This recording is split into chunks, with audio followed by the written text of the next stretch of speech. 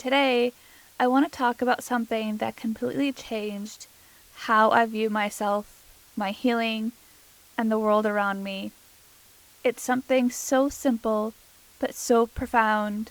How our mind doesn't actually take in all the information that is available to us.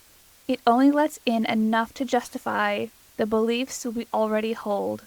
And I want to say that again. Our mind doesn't actually take in the information available to us, all of the information. It only lets in enough to justify the beliefs we already hold.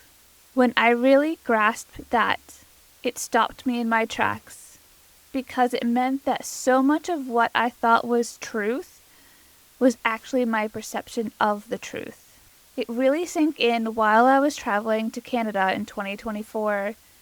Everything felt new, the different accents, the tone of people's voices, even the air had a different quality to it. Now, it really didn't seem like I left the United States because everything was still in English and there was not a lot in French, but I was paying attention to everything, and it hit me. When we're somewhere unfamiliar, our mind doesn't have a script. It can't predict. It's open, curious, and alive. But at home, in the routines, we know the filter comes back.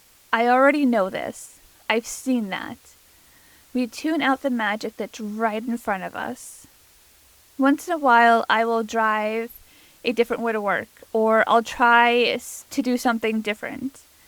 I really first learned this when I watched What the Bleep Do We Know? I believe it's still on Netflix. If you haven't seen it, I suggest you go watch it. And that's what today's episode is really about. How our beliefs quietly filter what we see, and how that creates anxiety and misunderstanding. Also, how opening that filter can bring more peace, compassion, and alignment. Every second, our senses receive millions of bits of information. Sound, colors, texture, emotions, smells, vibrations. Our brain can only process a fraction of that. So it creates shortcuts, little filters that decide what's important and what's not. This is actually a survival mechanism. It's our mind saying, let me simplify the world so you don't get overwhelmed. But your subconscious actually remembers everything. It's like a hard drive that takes in every little thing of everything. But here's where it gets interesting. The mind uses your beliefs to decide what's relevant. So if you believe people are kind, you'll notice kindness everywhere. But if you believe people can't be trusted, your mind will pick up every little hint that proves you right. A glance, a tone, a missed message, while ignoring everything that contradicts it. I've done this myself. I've walked into a room, already telling myself no one wants to talk to me, and instantly my brain zeroed in on the person who didn't smile or the friend who looked distracted. It didn't even register the others who did smile or waved. My belief filtered them out. And the truth is, most of us do this unconsciously every day. We're seeing the world through a window painted with our past experiences, our fears, our hopes, and our conditioning. We don't see the world as it is. We see it as we are. So let's bring this into what we're already witnessing collectively. Take what's happened, maybe not right now, but within the past, the passing of Charlie Kirk. Now, I want to say he was definitely a little too religious for me, but I really loved that he wanted to have that hard conversation with people, or even if it was just a conversation in general. Now, some of you are going to get triggered right off the bat for me saying that is for another episode. But now hear me out. For some reason, for some people, he represented freedom, values, and strengths. For others, he represented division and pain. That same event, yet two completely opposite interpretations. What's fascinating to me is how instantly people filters kick in.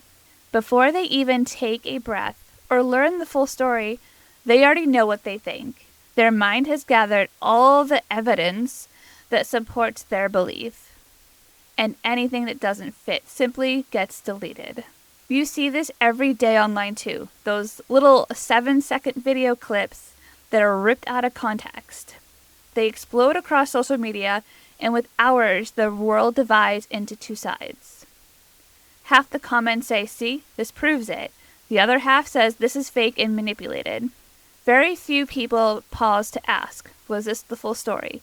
What was happening before and after those 7 seconds? And I'll admit, I've fallen for this too. I've scrolled, felt triggered, reacted, and then realized later I didn't even have the full picture. My mind had grabbed onto that part that aligned with what I already believed. That's not because I'm careless, it's because I'm human. Our minds love being right. They love consistency. It's uncomfortable to take in information that challenges what we believe, so we unconsciously push it away. When you start noticing this in your life, it's humbling, but it's also empowering because it means you can start choosing to look beyond the filter. Now let's bring this a little closer to home, to the inner world. That same filtering system is what keeps so many of us stuck in anxiety. If you carry a belief like "I'm not safe" or "something's always about to go wrong," your mind will unconsciously look for the proof. It will scan your environment for everything that feels uncertain, unfinished, or threatening. That's how anxiety feeds itself. The belief creates the filter gathers the evidence strengthens the belief. And then we go round and round we go. For me, anxiety was used to sound like, "What if I can't handle this?" Or "I need to control everything." And because that was my filter, I saw the evidence of overwhelm everywhere. The unread emails, the slow weeks in business, the body symptoms that flared up when I was stressed. But I completely missed the other side of the truth. That I was still standing, still growing, still supported, and still loved. It's not that those positive experiences weren't there. They were. I just couldn't see them through the fog of my belief. Once I started softening that belief, reminding myself I am safe right now, I noticed the world respond differently. Suddenly, things that felt chaotic before became manageable. The same world, the same situations, but through a different lens. That's how powerful your filter is. It literally shapes your experience of reality. So how do we shift it?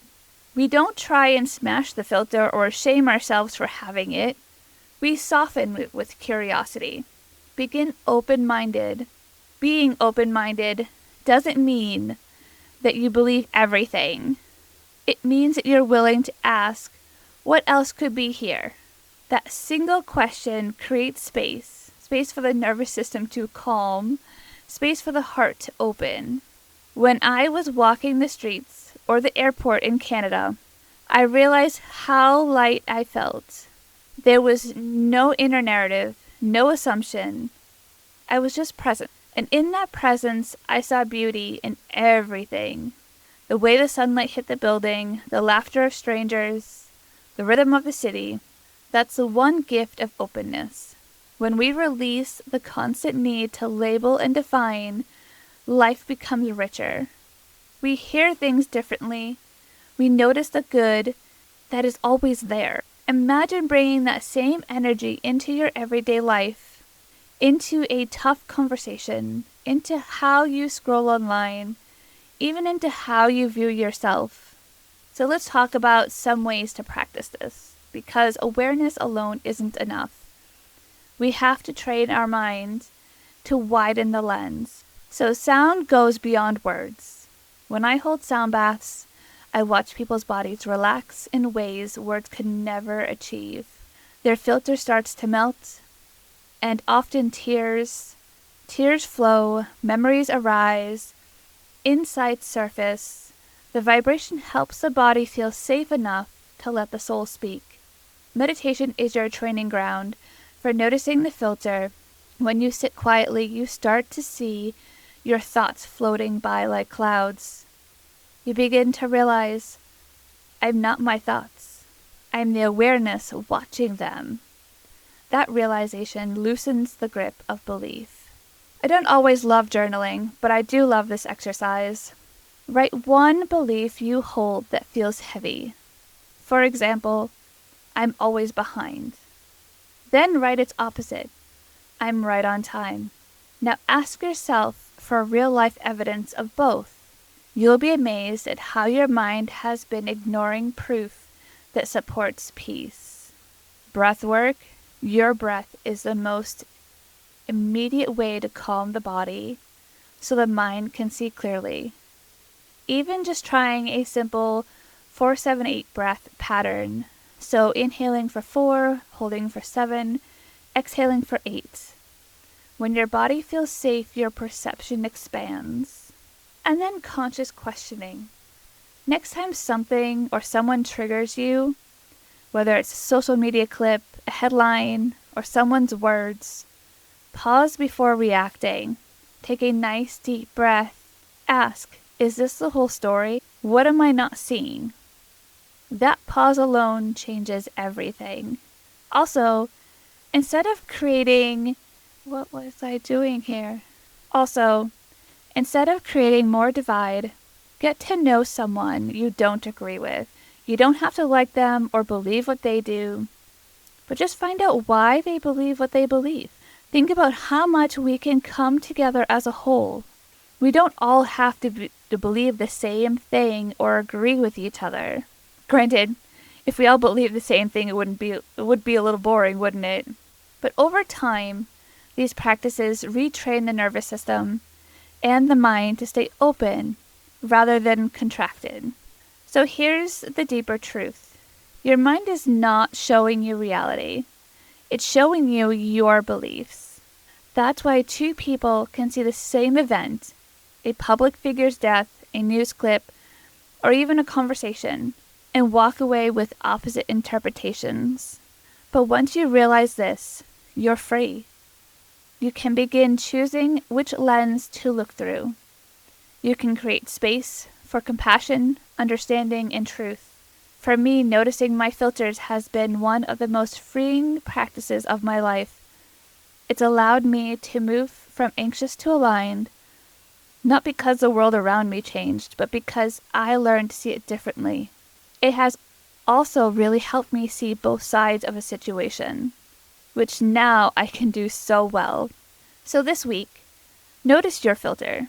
When you catch yourself proving a belief right, pause and ask, what else could be true? What am I not seeing? When you ask those questions, the soul, not the filter, begins to lead. And that's where peace, clarity, and love live. So thank you for tuning in today. If this episode spoke to you, share it with someone who might need this reminder as well. And let's keep opening our hearts and tuning our souls together.